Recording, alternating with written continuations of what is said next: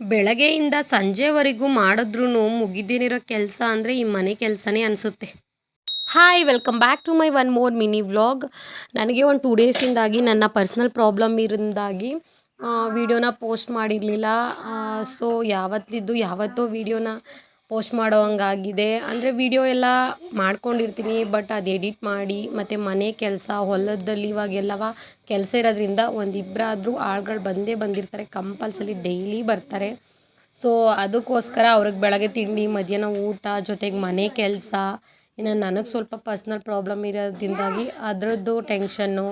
So ಇದರಿಂದಾಗಿ ಎಲ್ಲ ನಾನು ವೀಡಿಯೋನ ಶೂಟ್ ಮಾಡ್ಕೊಳ್ತಿದ್ದೀನಿ, ಬಟ್ ಎಡಿಟ್ ಮಾಡಿ ಪೋಸ್ಟ್ ಮಾಡೋಕ್ಕಾಗ್ತಿಲ್ಲ. ಎಲ್ರಿಗೂ ಕೂಡ ಸಾರಿ ಕೇಳ್ತಿದ್ದೀನಿ.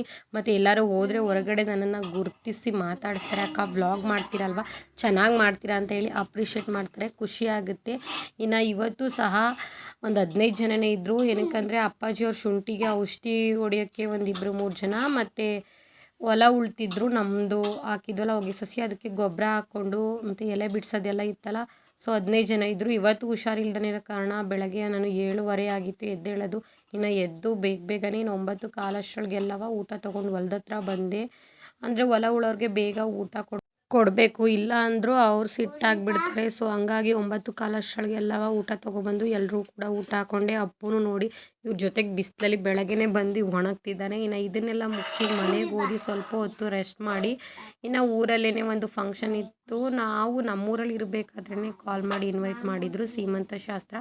ಸೊ ಅಲ್ಲಿಗೆ ಹೋಗಿ ಅಲ್ಲೆಲ್ಲ ಕೂಡ ಮುಗಿಸ್ಕೊಂಡು ಅಲ್ಲೇ ಸಹ ಊಟನೂ ಮುಗಿಸ್ಕೊಂಡು ಮನೆಗೆ ಬಂದು, ಮತ್ತು ಇದನ್ನೆಲ್ಲನೂ ಕೂಡ ಏನಕ್ಕೆ ಜೋಡಿಸ್ತಿದ್ದಾರೆ ಅಮ್ಮ ಅಂತ ಹೇಳಿ ನಾನು ನೆಕ್ಸ್ಟ್ ವ್ಲಾಗಲ್ಲಿ ನಿಮ್ಮ ಜೊತೆ ಶೇರ್ ಮಾಡ್ಕೊಳ್ತೀನಿ. ಇನ್ನು ಈ ವ್ಲಾಗ್ನ ಇಲ್ಲೇ ಎಂಡ್ ಮಾಡ್ತಿದ್ದೀನಿ. ಇಷ್ಟ ಆಗಿದ್ದರೆ ಒಂದು ಲೈಕ್ ಮಾಡಿ, ಹಾಗೇ ಸಪೋರ್ಟ್ ಮಾಡಿ. Thank you. ನೆಕ್ಸ್ಟ್ ವ್ಲಾಗಲ್ಲಿ ಸಿಗ್ತೀನಿ.